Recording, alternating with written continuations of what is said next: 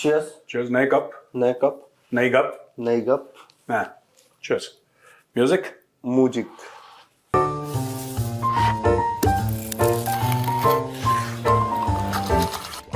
Cheers.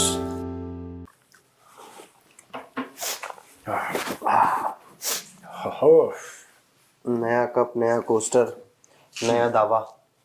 नया दावा. Connection क्या लेके आया हूँ मैं? अब दावा चेक कीजिए जरा. दावा चेक कीजिएगा मेरे सर. वो मुबाशिर लुकमान है, याद है सर? हाँ हाँ बिल्कुल. I know him. यस. तो भाई ने बोला है कि 1965 में पाकिस्तानी फौज ने कुछ हिंदू मंदिरों पे हमला किया. दे बॉम्ब्ड सम हिंदू वो टेम्पल्स.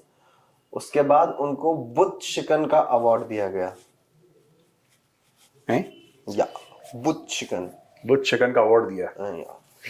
मैं एक बात बताऊं और कुछ है सवाल में कि यही है. यही है सर, मतलब अवार्ड दे दिया, उससे बड़ा क्या है. मैं एक तो भगवान से हाथ जोड़ो, सब लोग हाथ जोड़ो प्लीज. महेंद्र भाई, गोपाल, महेंद्र, और मेरे साथ प्रार्थना करो. हे भगवान. हे भगवान. गोपाल बोलो रहे यार. भगवान. हे भगवान. हे प्रभु. हे प्रभु. आपका बहुत बहुत धन्यवाद. आपका बहुत बहुत धन्यवाद कि आपने 1965 में आपने 1965 में सोशल मीडिया नहीं बनाया. सोशल मीडिया नहीं बनाया. और 1971 में भी और 1971 में भी नहीं बनाया. नहीं बनाया. क्योंकि फिर लाहौरी बोलते कि एक्चुअली जो बंटवारा हुआ था वो पाकिस्तान का नहीं भारत का हुआ था. वो पाकिस्तान का नहीं भारत का हुआ था. वो कहते कि वो ईस्ट इंडिया है. वो कहते हैं कि वो ईस्ट इंडिया है. और है. और है. बस यहाँ पे देखो सुनो एक छोटी सी बात. ये स्टोरीज हैं, ठीक है. इसका कोई एक बात बताओ प्रोड्यूसर, इसका कोई सेंस है? इसका कोई भी सेंस है कि पाकिस्तानी फौज आई उन्होंने मंदिर तोड़ दिया? ज्यादा मेरी बात का सेंस हो जाता है. तुम्हारी बात का सेंस रहता है, वो तो मैं तुम्हारी टांग खींचता हूँ ऐसे. लेकिन कोई इस बात का कोई सेंस है? तारीफ करवा लिया मैंने. इस बात का कोई सेंस है कि पाकिस्तानी फौज आई बुद्ध शिकन? ये वही चीज है कि पाकिस्तान की जो ब्रिगेड है ना स्कर्दू में, इन्फेंट्री ब्रिगेड है स्कर्दू, सियाचिन वाली, उसको कहते हैं सियाचिन ब्रिगेड. और सियाचिन में है ही नहीं. ये बहुत, मैं बता रहा हूँ, कल ये बोल देते पाकिस्तानी अगर सोशल मीडिया होता तो ये 1965 में ये बोल देते कि जिसको आप लाहौर समझते हैं वो असल में दिल्ली है. हमने दिल्ली कैप्चर करा, उसका नाम लाहौर रख दिया है. मैं इन चीजों को, ये कुछ नहीं, देखो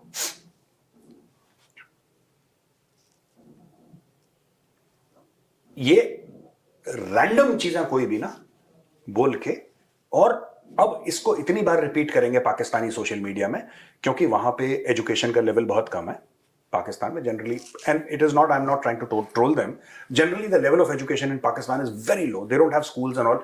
दे generally have madrasas. Modern schooling बहुत ना के बराबर है. 2-4-5 ढंग के स्कूल है. अदरवाइज उसमें भी एलीट के बच्चे जो नहीं भाग पा रहे बाहर वो जाते हैं. Otherwise schooling is horrible in Pakistan. It's terrible the education level. तो वहां के लोगों का बार बार बोलेंगे ना कि तुम बुद्ध शिकन हो. बुद्ध शिकन मतलब कि बुद्ध मतलब मूर्ति, शिकन मतलब तोड़ने वाला, तो बुद्ध तोड़ने वाला, आइकॉनोक्लास्ट जिसको कहा जाता है अंग्रेजी में. तो आप उसको हमने बुद्ध तोड़ दिए. अब पहली बात तो ऐसा कुछ करा नहीं. दूसरी चीज, अगर करा जैसे कि उनका कहना है कि भाई पाकिस्तानी आर्मी ने मंदिर तोड़ दिए या बुद्ध तोड़ दिए, उनको बुद्ध शिकन का अवार्ड मिला, इसलिए हर समय गलत काम करते हैं. ये कभी जो ढंग का काम है ना, 1965 में ये कह रहे हैं कि मंदिर तोड़ दिए, वहां पे इंडियन आर्मी से लड़ना था, वहां पे रेप कर दिया बांग्लादेश में. अबे तुम लड़ते, यहां पे तुम गल्ले पे बैठ गए. ये Pakistani army is always doing the wrong thing that no professional army is supposed to do. मैं एक और चीज बताता हूं. ये जो बुद्ध तोड़ने वाली बात जो उन्होंने कही है, this is a typical manifestation of a society that has lost all morality. क्या होता है कि हजारों की तादाद में चाइनीज ने मस्जिद तोड़ दी है. जिंगजियांग जो भी कहते हैं उसको, उधर हजारों की तादाद में मस्जिद तोड़ दिए, लोगों को बोला कि तुम दाढ़ी नहीं उगा सकते। बीच में दही खाने पे बैन था, पता है? वहां पे चाइनीज ने बोला कि मुसलमान दही बहुत खाता है, इसको दही रोको, दही बैन कर दिया उन्होंने। क्या रमजान में आप रोजा नहीं रख सकते? आप नमाज के लिए आपको ब्रेक नहीं मिलेगा? और ये जो डांसिंग की फोटो जरा दिखाना, बड़ी आइकॉनिक फोटोग्राफ है, जहां पे इमाम से पूछा कि तुम क्या है, मतलब इस्लाम में हराम क्या है? तो उसने बोला कि साहब ये नाच गाना हराम है, और फिर ये सुअर का गोश्त हराम है, और अल्कोहल जो है वो भी हराम है, और 4-5 लिस्ट बनाई। तो उन्होंने बोला पहले तो तुम नाचोगे। ये फोटोग्राफ दोस्तों मैं ऐसे नहीं बता रहा, मैं आपको, दिस इज अ फैक्ट, आप जाके इंटरनेट पे चेक कर लीजिए। पहले चाइनीज ने जितने भी वहां पे इमाम थे, जितने भी मौलवी थे मस्जिद में, सबको इकट्ठा करा एक पब्लिक प्लेस में, बोला कि तुम नाचोगे। वहां पे चाइनीज म्यूजिक लगाया, झिंग चिक झिंग, तो सब नाच रहे थे। उन्होंने बोला कि अच्छा। दूसरी चीज उनको खिलाया सुअर, फिर उनको बोला तुम शराब पियोगे। लेकिन क्योंकि चाइनीज पाकिस्तानियों को पैसे देते हैं, तो फिर लाहौरियों की, देखो लाहौरी की इज्जत तो होती नहीं है। लाहौरी का स्पॉन्सर होता है ना, लाहौरी उसका गाना गाता है। ये बात फैक्ट है ना। जो लाहौर को स्पॉन्सर कर दे, लाहौरियों को स्पॉन्सर कर दे, तो उसका गाना गाते हैं। यही अगर मैं कह रहा हूं गौतम अडानी अगर पैसा दे दे, मैं बता रहा हूं ईमानदारी से, and I am saying it not to troll Pakistanis, but एक ईमानदारी वाली बात बता रहा हूं। अगर कल गौतम अडानी, मुकेश अंबानी, टाटा ग्रुप ये कह दे कि ठीक है हम आपको दे रहे हैं 15, 20, 25 अरब डॉलर, पाकिस्तान में 100 ऐसे मौलवी खड़े हो जाएंगे जिनकी लाखों में फॉलोइंग है, और बोलेंगे कि हदीस है जिसमें एक इंसान है जो कि हिंदुस्तान से आएगा, उसका नाम जीए होगा, नॉट गौरव आर्या, गौतम अडानी, वो आएगा, उसके नाम के इनिशियल जीए होंगे, और वो आएगा और पाकिस्तान का दोस्त, वो कुछ ना कुछ निकाल लेंगे कहीं से। तो इनका जो इस्लाम है पाकिस्तानियों का, ये बुत चिकन की बात करी इसलिए मैं इस्लाम का नाम ले रहा हूं, इनका एक बड़ा कन्वीनियंट इस्लाम है जो इनके नैरेटिव को सूट करता है। उसका रियल इस्लाम से कितना लेना देना है, that is open to discussion and debate. मैं बता रहा हूं, कल चाइनीज तो यही करते हैं। हर एक बंदे, including Imran Khan, including all the prime ministers, what have they said? We know nothing about Uyghur Muslims. हमें पता ही नहीं है क्या हो रहा है, हमें उसके बारे में कोई जानकारी नहीं है, सब कुछ ठीक है, सब चंगासी। क्यों? चाइना पैसे देता है। इनसे ये जो भारत के खिलाफ नफरत है, ये इसलिए नफरत शायद इतनी नहीं है आज की तारीख में, पहले होगी कि ये काफिर हैं, हम इनके मंदिर तोड़ेंगे, नहीं, हमसे पैसे नहीं मिलते। नफरत इसकी है कि ये पैसे क्यों नहीं देता जब सब लोग हमें भीख देते हैं। गौतम अडानी अगर कल, मैं बता रहा हूं, ज्यादा नहीं 5-10 अरब डॉलर भी दे दे, जो उसके लिए, गौतम अडानी, मुकेश अंबानी के लिए, that is bloody pocket change. उनके लिए रेजगारी है, चिल्लर है, ले, उनके लिए कुछ भी नहीं है। ये बोल देंगे they will find some sort of weird religious connection and से कि नहीं, जो जीए वाला एक्रोनिम वाला एक इंसान आएगा और वो पाकिस्तान की मदद करेगा और वो बहुत अच्छा दोस्त है। आज की तारीख में आपने नहीं देखा, आज जो बात कर रहे हैं बुत चिकन की, कर सकते हैं, कोई दिक्कत नहीं है, इट्स फ्री ना। ये बुत चिकन की स्टोरी मैंने कभी पहले नहीं सुनी, ये पाकिस्तानियों की ही इन्वेंटेड है। और मैं मना नहीं कर रहा, मैं ये नहीं कह रहा कि पाकिस्तान की कोई ऐसी रेजिमेंट नहीं होगी जिसका नाम बुत चिकन नहीं होगा, पक्का होगी, 100% होगी। उसने करा कुछ नहीं है मुफ्त में, अब उसको प्रोपोगेट कर रहे हैं क्योंकि आजकल टिकटॉक है। दैट्स, मैं ये कह रहा हूं, एक फर्जी बात को लेके बेशक। और अगर कहीं किसी गांव में कोई मंदिर है, गांव खाली है क्योंकि जंग छिड़ गई, आपने मंदिर के ऊपर बम डाल दिया, फिर कौन सा आपने तीर मार लिया? ठीक है ना। तो ये सारी की सारी बातें हैं, ये इनका एक सारा खेल लाहौरियों का पैसे का है। आप इनके मुंह पे पैसे मारो, इनसे लॉयल कोई डॉग ही नहीं है, आप पैसे तो मारो। इंडिया यही चीज है, इंडिया, मैं बता रहा हूं, आप आसिम मुनीर को पैसे दे दो, खुद की आर्मी पे अटैक कर देगा वो, बट डॉलर देना, they only accept pounds, euros, US dollars. आप उनको दे दो, फिर देखो मजे। आप जो इतना डिफेंस के ऊपर कि पाकिस्तान ये करेगा वो करेगा, आप उनके जर्नल के बैंक अकाउंट में डाल दो, $10 मिलियन डाल दो, और बोलो कि हर महीने तुम्हें $10 मिलियन मिलेंगे till the time you are serving, और तुम्हारे यूके के अकाउंट में डलते रहेंगे $10 मिलियन। ये इंटरनली अपने मुल्क को खा जाएंगे। जैसे कभी कभी कहता ना, सांप जो अपने बच्चे को खा जाता है, ये खा भी रहे हैं अपने मुल्क को, ये और स्पीड से खा जाएंगे, फिर प्रोमैक्स हो जाएगा मामला। ये चीज है। एनीवे, और बताओ। पाकिस्तान ने बोला है सर कि ग्रूमिंग गैंग्स के जो मेंबर है, हाँ, कारी, अब्दुल राउफ और आदिल खान करके लोग हैं, इन लोगों को तो हम वापस ले लेंगे। वो इस्लामाबाद में आई थी ना, क्या नाम है उसका, यूके हाई कमिश्नर जो इस्लामाबाद में है, जेन मैरियट, वो मुनीर के पालतू से मिली, तो बोली कि ये ग्रूमिंग गैंग्स के लोग हैं, ये लेना है आपको। बोला देखिए हम ले तो लेंगे, लेकिन 2 पॉलिटिकल डिसेंडेंट्स हैं जो मेरे मालिक को ज्यादा बोलते हैं, तो आप ऐसा कीजिए उनको भी दीजिए, तब हम इनको ले लेंगे। और वो कौन है 2 लोग, आदिल राजा और एक और है शहजाद अकबर। कह रहा है इन लोगों को अगर देंगे, मेजर आदिल राजा, तो फिर तो हम ये ग्रूमिंग गैंग्स वालों यार को ये कितनी नॉनसेंसिकल बात है जो पाकिस्तानी कहते हैं। अच्छा, इनको शर्म भी नहीं आती, पाकिस्तानियों को इस चीज को लेकर शर्म भी नहीं आती कि ग्रूमिंग गैंग्स छोटी छोटी बच्चियों का, लड़कियों का रेप करते हैं। अगर आदिल राजा, मेजर आदिल राजा अगर पॉलिटिकल डिसिडेंट है तो क्या दिक्कत है? शर्म इसकी बात नहीं है कि उन्होंने आदिल राजा को बोला कि इसको भेजो पाकिस्तान। शर्म इस चीज की बात है कि आदिल राजा इज्जत से पाकिस्तान के अंदर क्यों नहीं रह सकता।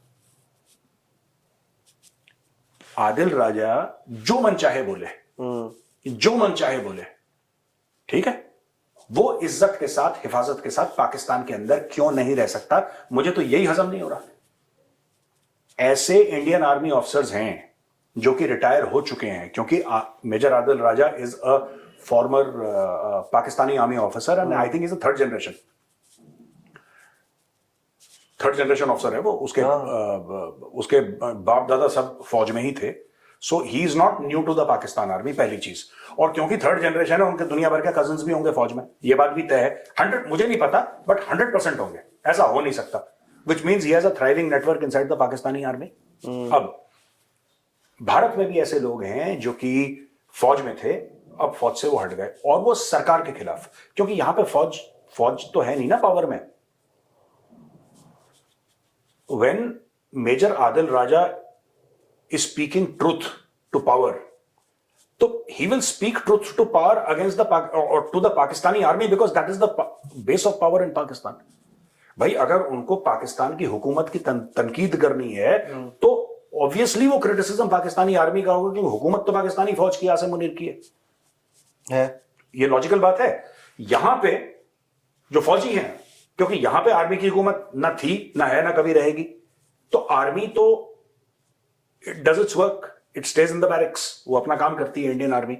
तो यहां पे आप किसकी वो करेंगे? आप मोदी सरकार की करेंगे, आप भाजपा की करेंगे, उसकी पॉलिसी। और कई ऐसे ऑफिसर्स हैं जो खुलेआम सोशल मीडिया पे करते हैं, खुलेआम। किसी को भागना तो नहीं पड़ रहा कि यूके में भाग के छुप के रहूं क्योंकि कोई मार देगा मुझे या मेरे खानदान वालों को उठा लेगा। नहीं, तो बात ये नहीं है कि ग्रूमिंग गैंग्स के बदले उन्होंने मेजर आदिल राजा को मांगा कि हम ग्रूमिंग गैंग्स को ले लेंगे, लेकिन मेजर आदिल राजा को भी ले लो। बात यह है कि मेजर आदिल राजा बाइज्जत क्यों नहीं रह सकता पाकिस्तान में? तो क्या हुआ अगर वो क्रिटिसाइज कर रहा है? तो क्या हुआ अगर वो बात कर रहा है? तो यार आप में इतना बर्दाश्त नहीं है कि कोई आपके खिलाफ कुछ बोले, आप बिल्कुल कि मार दूंगा, काट दूंगा, दे दो, टांग देंगे। ये कैसा रवैया है यार? आप में, अगर आप हुकूमत चला रहे हैं, आपके अंदर बर्दाश्त होनी चाहिए, आपको ये सहना पड़ेगा। 100 लोग मोदी जी को 100 चीजें बोलते हैं, फिर क्या हो गया? वो जेल में है क्या? मुझे तो यार इनका लॉजिक ही समझ में नहीं आता। And how can you equate a third generation army officer, how can you take his name in the same breath that you are taking grooming gangs? मुझे तो उसका लॉजिक ही, इसमें सेंस है इस बात में कोई? ये तो बड़ी बेवकूफी की चीज है। मेजर आदिल राजा को दे दो, आदिल राजा ने क्या करना वहां पे?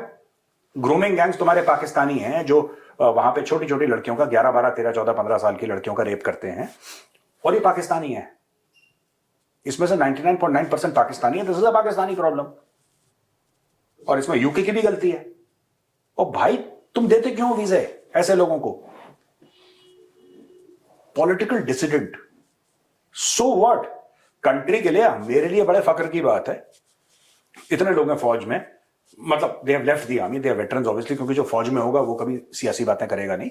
If is wearing the uniform, out of uniform, there are so many people who are openly, खुल के जो है ना, ये लोग they are speaking against the government. मैं इंडिया की बात कर रहा हूं, और मुझे बड़ी खुशी होती है। मैं उनसे डिसएग्री करता हूं, लेकिन मुझे खुशी होती है कि यार देखो, इंडिया ऐसा है कि कोई भी बंदा हो, वो जनरल हो, वो फॉर्मर एयर चीफ मार्शल हो, फॉर्मर एडमिरल हो, खुल के आप अखबारों में लिख रहे हैं। ऐसा नहीं कि सिर्फ ट्वीट कर रहे हैं।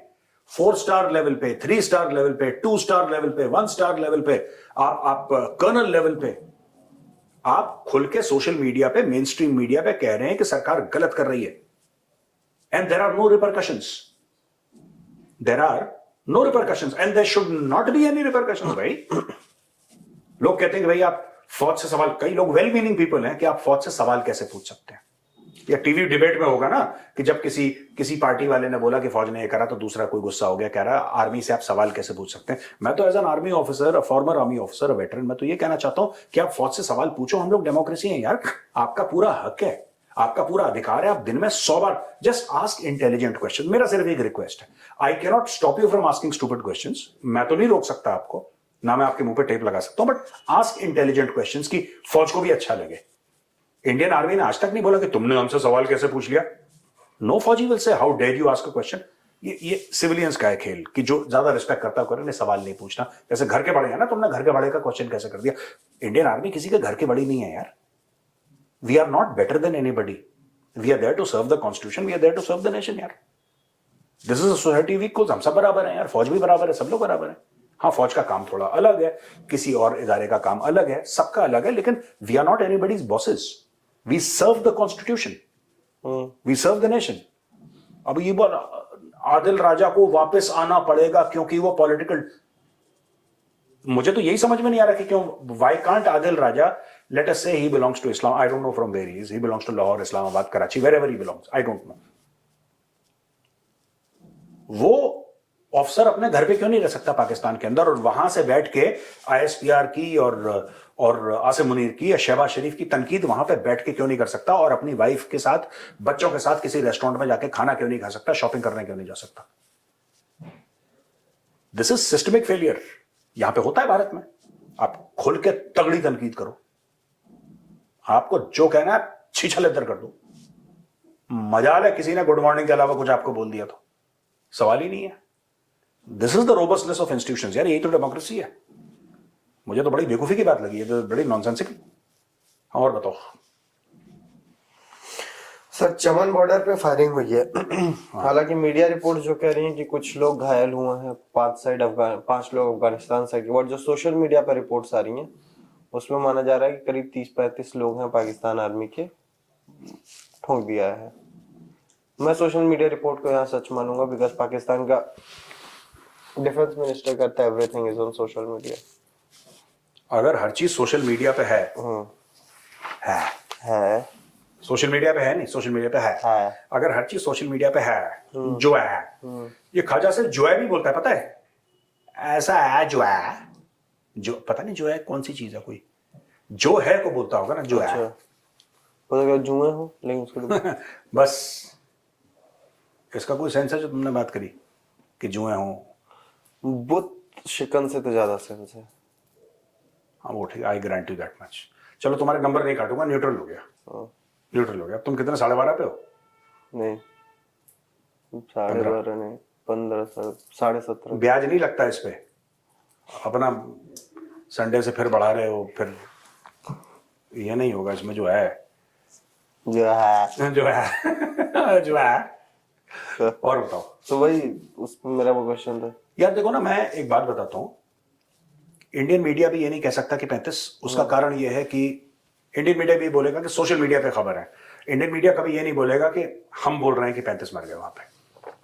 उसका कारण ये है कि हमारे वहां पे तो रिपोर्टर कोई है नहीं इंडियन मीडिया के जो आपको कंफर्म कर दें कि ऐसी खबर, और हर समय सोर्स कोट करता है मीडिया, मेन स्ट्रीम मीडिया हर समय सोर्स कोट करता है कि भाई हमारे सोर्सेज ये हैं, ऐसा हो गया, वैसा हो गया, ये हमारे सोर्सेज हैं और ये फोटोग्राफ है, because media has to speak with some degree of editorial oversight, और कुछ तो होगा। तुम क्यों हंस रहे हो ऐसे? क्यों तुम अपने दांत? नहीं हंसा नहीं, मैं नॉर्मल मैं सुन रहा हूँ आपकी बात। You are trying to show teeth? नहीं, मेरे दांत नहीं दिखे हैं, बट जस्ट लिसनिंग यू। वाह क्या बात है, सीरियस हो गए प्रोड्यूसर है? हाँ कह रहा हूं नहीं, मतलब सीरियसली मीडिया वैसा ही करता है, और हम भी वो चीजें पढ़ते हैं तो हम ज्यादातर ये कहते हैं कि तो इसीलिए अगर आप ये बोले कि 30-35 मर गए, ये बात सोशल मीडिया पे है, और ये बात मुझे नहीं पता कि सच है कि झूठ है, लेकिन तालिबान ने ठोक दिया होगा। ऑब्वियसली तालिबान ने ठोक दिया होगा।